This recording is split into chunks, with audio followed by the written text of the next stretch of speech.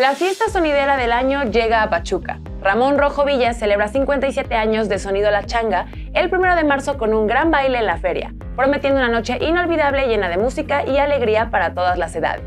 Con la participación de reconocidos sonidos y un fuerte compromiso con la seguridad, el evento será un punto de encuentro para los amantes del género. Las entradas a un precio accesible ya están disponibles. No te lo pierdas.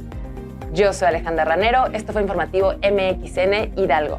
Para esta nota completa y más notas como esta, síguenos en redes sociales y descarga la aplicación gratuita.